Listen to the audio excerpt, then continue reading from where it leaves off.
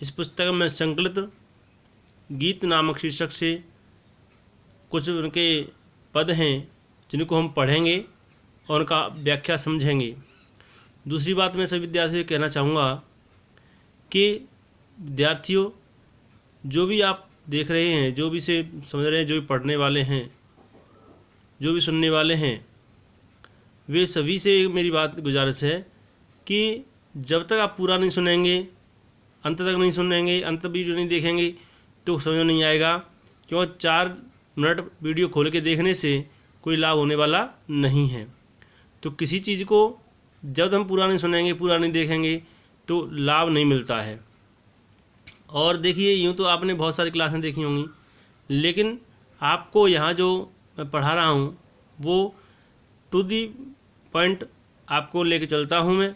और यहाँ पढ़ने के बाद में आपको मेरे ख्याल से कोई कमी नहीं रह जाएगी जो कि आपको बोर्ड एग्ज़ाम में पीछे छोड़ सके। तो आप अगर इसे सुनते हैं, पूरा देखते हैं, तो ये पाठ आपको ज़रूर पूरा समझ में आएगा। और ये बहुत महत्वपूर्ण पाठ है, ठीक है। और इस महत्वपूर्ण पाठ में जो गीत है उनका जो पहला था कैकेयी अनुताप, कैकेयी पश्चाताप, और ये गीत उनका है वो भी साकेत के अष्टम सर्ग से था और ये साकेत के नवम सर्ग से है। तो चलिए देखते हैं। दूसरी बात एक मैं कहना चाहूँगा आपसे कि आप जब भी वीडियो देखें तो आप सुन भी सकते हैं, लेकिन अगर किताब आपके पास संभव हो तो वो खोल के देखते जाएं और सुनते जाएं तो आपको अच्छे समझ में आ जाएगा। तो चलिए देखते हैं। पहला ये पद है, देखिए। निरख सखी खंजन आए, निरख सखी खंजन आए, फेरे मेरे उन रंजन ने, फेरे मेरे उन रंजन ने, नयन दर मन भाए, निरख सखी खंजन आए। फैला उनके तन का या तप, फैला उनके तन का या तप, मन से सर सरसाए, निरख सखी खंजन आए। घूमे वे इस और वहाँ, घूमे वे इस और वहाँ, ये हंस यहाँ उड़ छाए, निरख सखी खंजन आए। करके ध्यान आज इस जन का, करके ध्यान आज इस जन का, निश्चय वे मुस्काए, निरख सखी खंजन आए, निरख सखी खंजन आए। फूल उठे हैं कमल उधर, ये फूल उठे हैं कमल उधर से, यह बंधुक सुहाए, निरख सखी खंजन आए। स्वागत स्वागत शरद भाग से, मैंने दर्शन पाए, निरख सखी खंजन आए। नभ ने मोती वारे लोए, नभ ने मोती वारे लोए, अस्र अर्घ बर लाए, निरख सखी खंजन आए, निरख सखी खंजन आए। फेरे मेरे उन रंजन ने, फेरे मेरे उन रंजन ने, नैन इधर मन भाए, निरख सखी खंजन आए। अब इसकी व्याख्या समझते हैं, एक बार अर्थ को समझते हैं दोबारा से।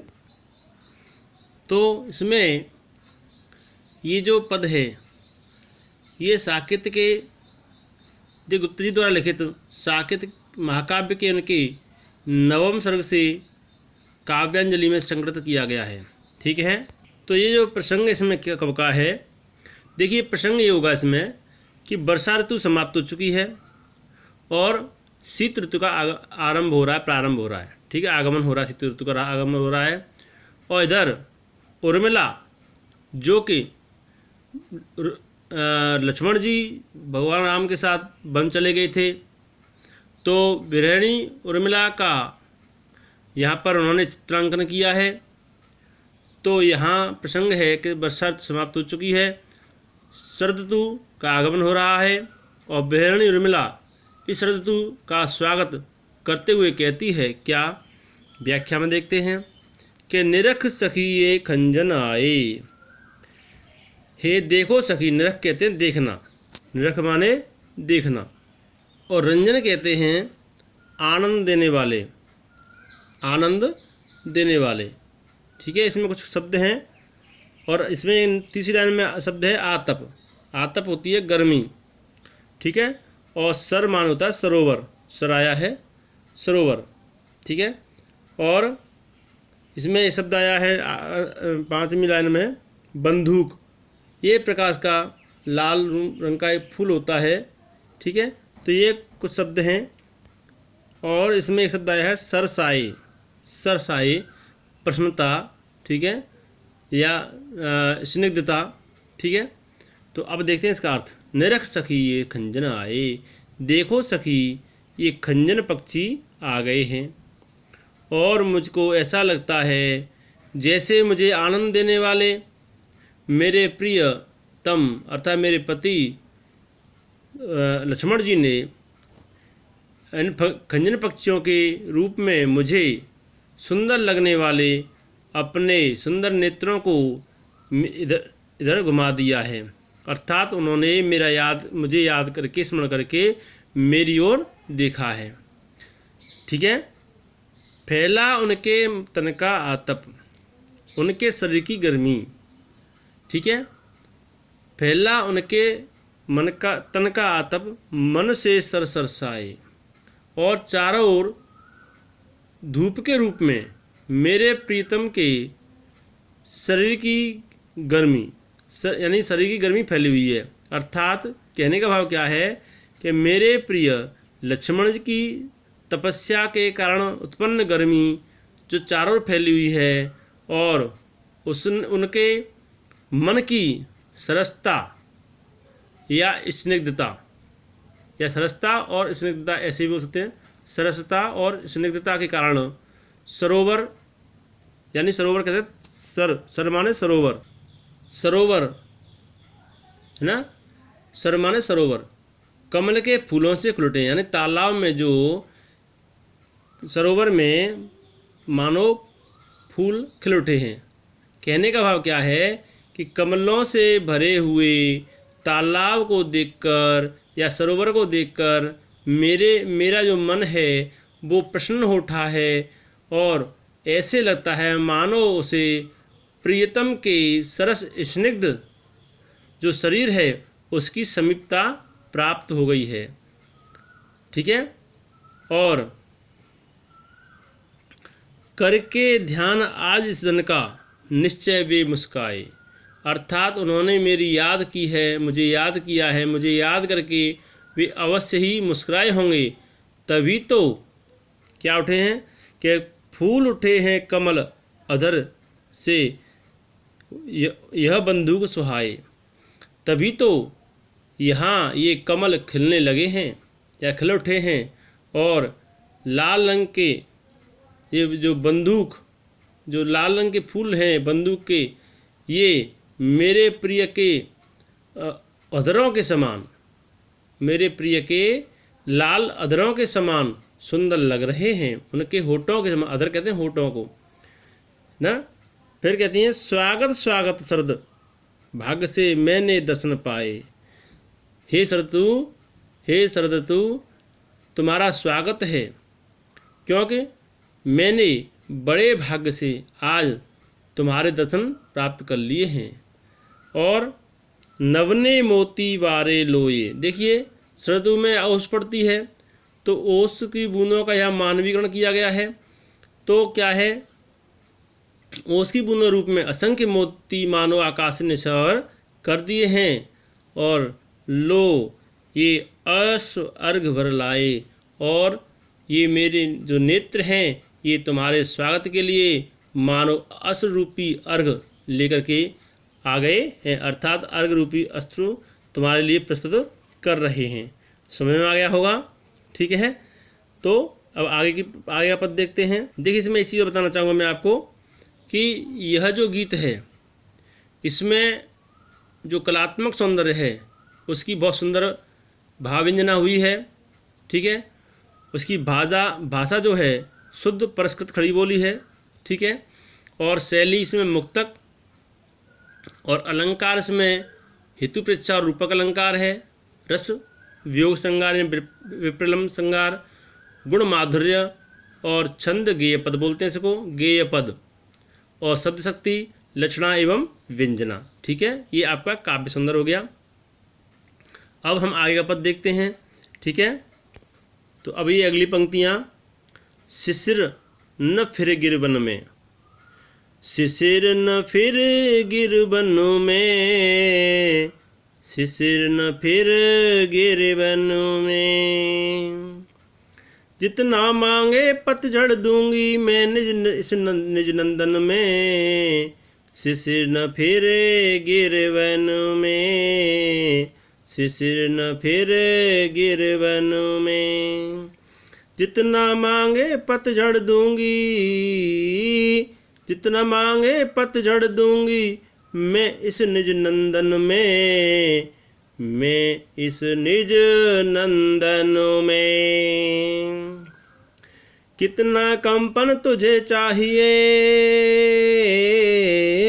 कितना कंपन तुझे चाहिए, ले मेरे इस तन में, ले मेरे इस तन में, शिशिर न फिरे गिरबन में, सखी कह रही पांडुरता का, सखी कह रही पांडुरता का क्या अभाव आनन में, शिशिर न फिरे गिरबन में, शिशिर न फिरे गिरबन में, सखी कह रही पांडुरता का क्या अभाव आनन में, शिशिर न फिरे गिरबन में, वीर जमा दे नयन नीर यदि, वीर जमा दे नयन नीर यदि तू मानस भाजन में, शिशिर न फिर गिरबन में, शिशिर न फिर गिरबन में,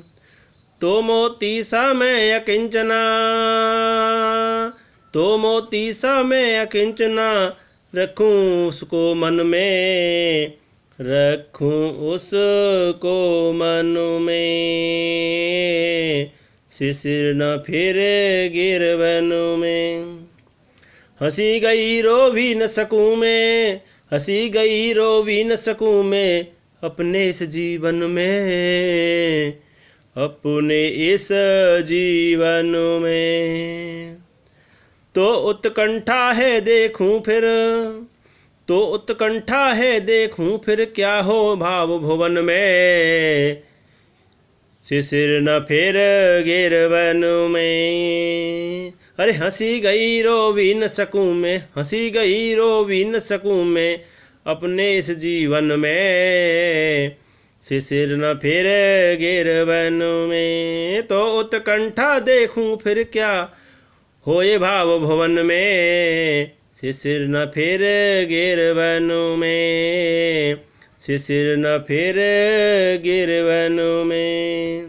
देखिए विद्यार्थियों, एक बात बताना चाहूँगा मैं कि यहाँ पर जो ये छंद दिए हुए हैं, यहाँ लक्ष्मण जी वनकों को चले गए हैं, उनकी पत्नी उर्मिला की जो व्यथा है उसका बहुत ही सुंदर मार्मिक यहाँ पर वर्णन यानी उनकी व्यंजना हुई है, और वह पतझड़ की को संकेत करते हुए कहती हैं उर्मिला कि वन प्रांतर में न जाए, क्यों तू वन वन में फिर रहा है, वह उसके पास आ जाए, क्योंकि उसका जीवन भी अपने प्रिय से अलग रहकर पतझड़ के समान ही हो गया है। तो यहाँ पर इन छंदों में उर्मिला के पतिव्रत धर्म और दाम्पत्य प्रेम का सुंदर चित्रण उन्होंने किया है गुप्त जी ने, और उसके साथ साथ उन्होंने उर्मिला की विरह वेदना को भी व्यंजित किया है, उसका भी वर्णन किया है, ठीक है।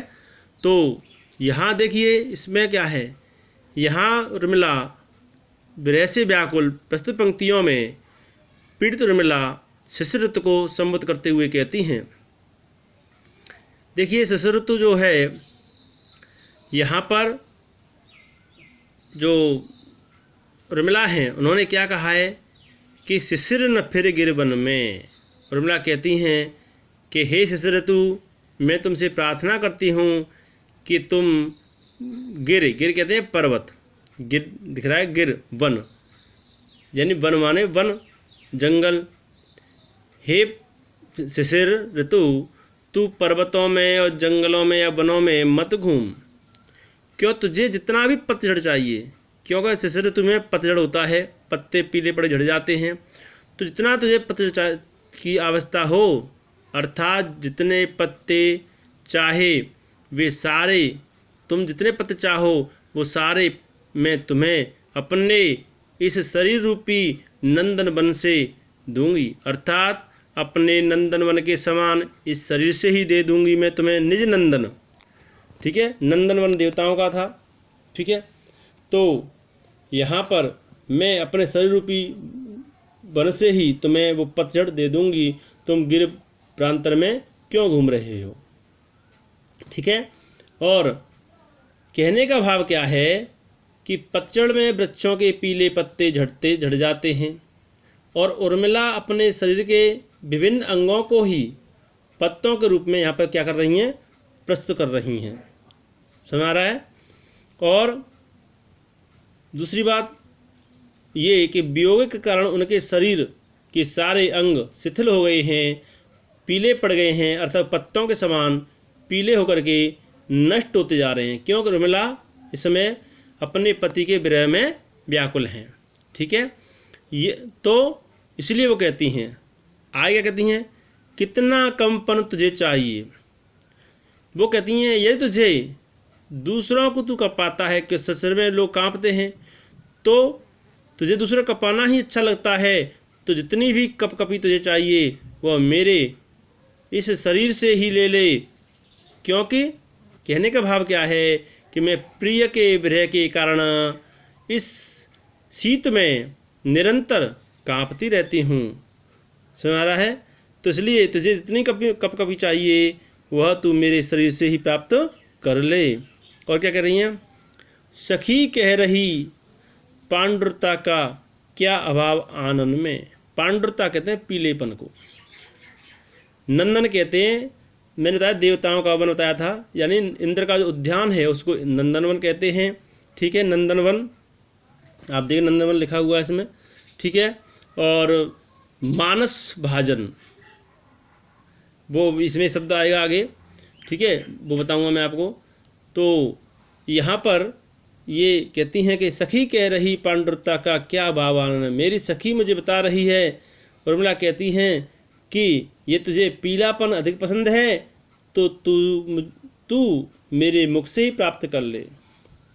क्योंकि मेरी सखी मुझसे बता रही है, मुझसे कह रही है कि हे सखी, तेरे चेहरे पर, तेरे मुख पर पीलेपन की कोई कमी नहीं है। कहने का भाव क्या है कि विरह के कारण मेरा मुख पूरी तरह से पीला पड़ गया है, और हे भैया वसंत, ये पतझड़ यानी हे शिशिर ऋतु, तू मेरे मुख से ही ये सारा पीलापन प्राप्त कर ले। आगे की पंक्ति देखते हैं, वीर जमा दे नयन नीर ये तू मानस भाजन में।